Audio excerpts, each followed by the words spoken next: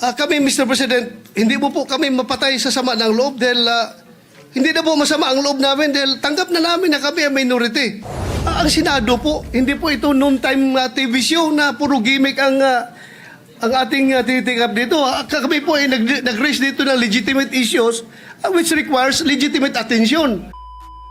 O ito naman mga kabayan, pag-usapan po natin. Ito pong naging parliamentary inquiry ni Senator Bato de la Rosa. Diyan nga po kanina sa Senado na kung saan talagang direkta po niyang sinita. Ito pong si Tito Soto, si school bukol mga kabayan.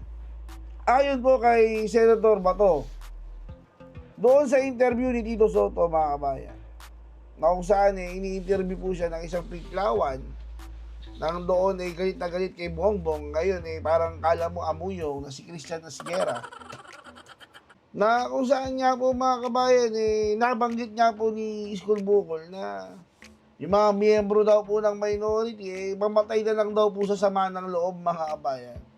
Ito po ay patungkol po dun sa kustodiya ni Bryce Hernandez na kung saan supposedly dapat po sa Senado po siya kasi si Senator Marcoleta po ang nagpataw sa kanya ng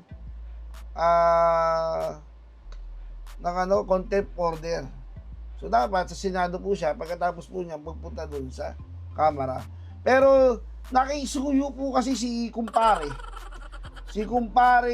Tamba, kumparing Martin Romualdez dito kay kumparing Tito Soto mga kabayan. Kaya po hindi nabalik ng Senado. Kaya po hindi po nabalik sa Senado si Bryce Hernandez. Antakin mo dahil nakisuyo po si kumpare. Di ba? Parang nabali po yung rules. Pero dahil nga siya po yung Senate President, siya po yung nagpasya. Senate President to, wala ako magpasya Di ba? Ano pong pasya? Ayan po ang pasya. Huwag ibalik sa Senado, mga kabayan. Tapos, sasabihin mo, kailangan magpasya, bahala sila. The minority, mamatay sila sa sama ng loob. Na kinasama naman po ng loob ni Senator Bato. Pero hindi po siya mamamatay sa sama ng loob. Di ba? Di ba si kumpare Di ba? Humingi ng request sa kumpare, pinagbigyan ni kumpare. Which is maling-mali mga kabayan. Kaya nga po sabi po ni Tito Soto, wala po tayo sa noon time show. Na katulad yan, sabi, gimmick daw ng minority lang yan. Sabi po Tito Soto, ay di Senator Bato, wala po tayo sa noon time show.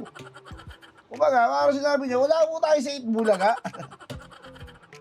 Ikaw kasi Tito Soto, diyan ka magaling sa Itbulaga pang-comedy ka O yun, niyari ka tuloy ni Senator Bato de la Rosa.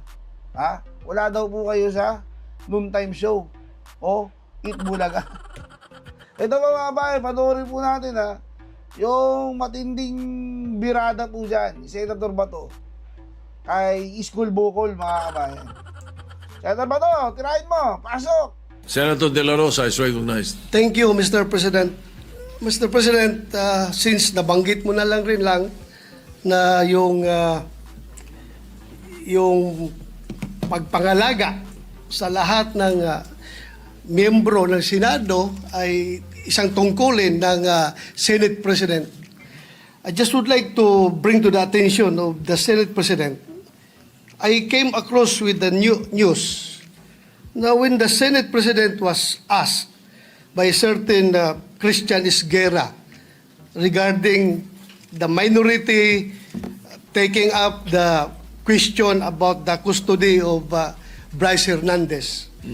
Ito po ang sagot ng ating Senate President, which I find it very, very, very sad because being the Senate President, we hope that you are going to take care of not only the majority, because you are not the majority leader, you are the Senate President, and we hope that the majority and the minority will be taken care of by the leadership of the Senate.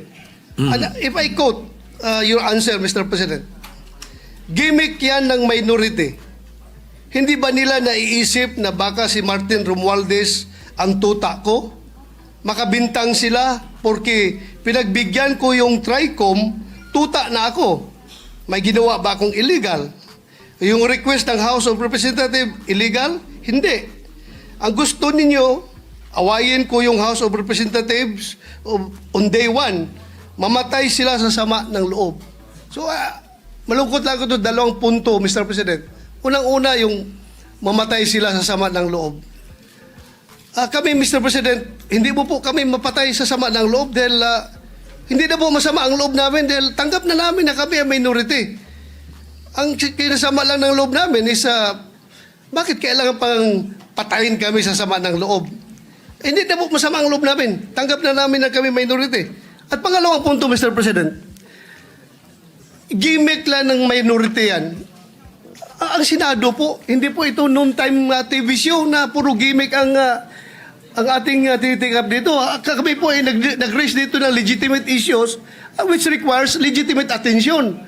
So, Mr. President, ako po ay nalulungkot which brings me to my parliamentary inquiry, Mr. President, na yung si Bryce Hernandez, yung kanyang custody was transferred, physical custody, I'm talking about physical custody, was transferred from the Pasay City Police Station to the Senate Sergeant at Arms room. Through yung from Answer. correction, from Camp Crame to Pasay, it was done through plenary action. Now, lately we heard that he was again transferred from Pasay to the Senate without plenary action. This is my parliamentary inquiry. Kung is a parliamentary action can be subverted by an action which is not a parliamentary action? Yun lang tanong ko. Matter of procedure lang, Mr. President. Dahil kung ganun, kailangan klaruhin natin yung ating rules. Thank you, Mr. President. Before I recognize the majority leader to place on record the recommitment of Mr. Hernandez, when I said mamatay sila na sama ng loob, we were addressing the trolls. Because it was the trolls who were saying something to that effect. Na misunderstood nila completely. No? I'm not supposed to do this. I'm not supposed to answer you here in the rostrum, but I cannot help but do that because you took the floor and parang sinisita mo yung Senate President, which is very unparliamentary. But nevertheless, I will answer you. Ano? Like, for example, yung sinasabi nila na sumunod daw ako kay Martin Romualdez. Just because I mentioned that Martin Romualdez called me, does not mean that ako'y sumunod sa kanya. The request was coming from the House of Representatives. And the request was to retain Hernandez in the Congress. At doon ako hindi pumayag. Is that being tuta?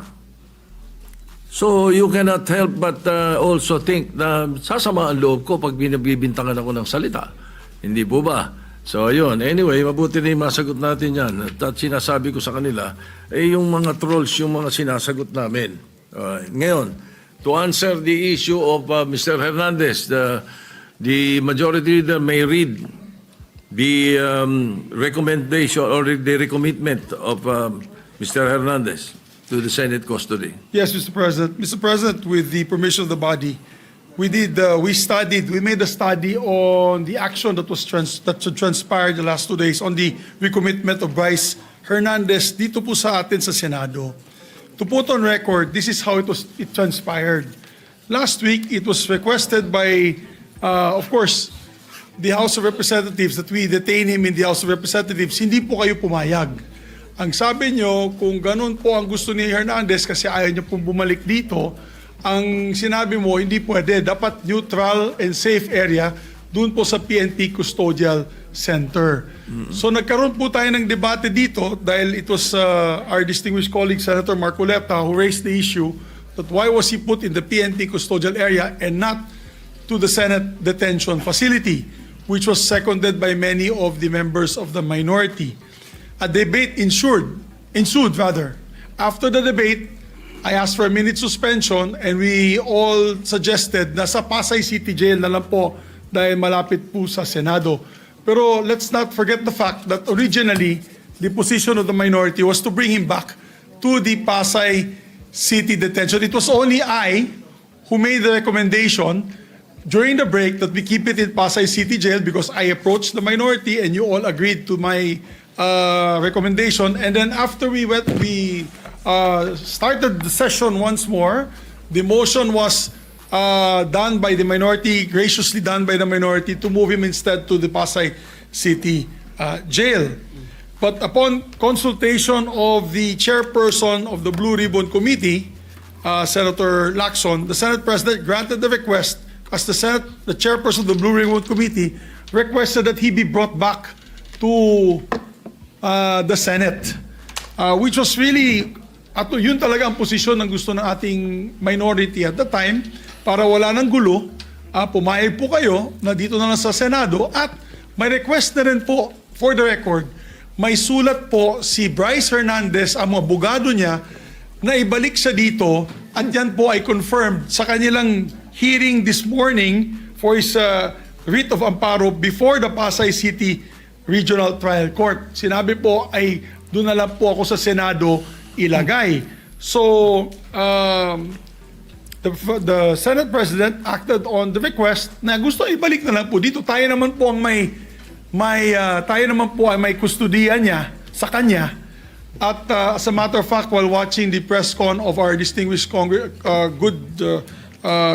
Senator Marcoleta, nung tinanong sa kanya, sinagot po ni Senator Marcoleta ay tama naman po yan. Dapat talaga dito siya sa Senado. Kasi tayo po ang may kustudiya. Sinabi po ng ating mahal na senador yun. So we also pursuant to Article 6, Section 6 of the rules of the Blue Ribbon Committee, which states, a witness cited in contempt may be ordered to be detained in such a place, be designated by the committee or concurrence of the Senate President by either detention order or commitment order.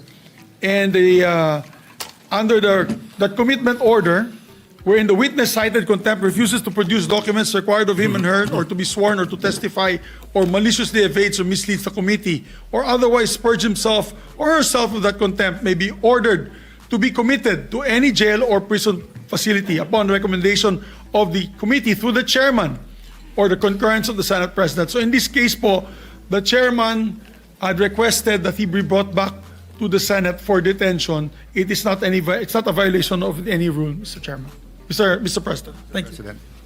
Yes, the minority leader is recognized. Sir President, allow me some, gandang hapon po, and allow me to clarify some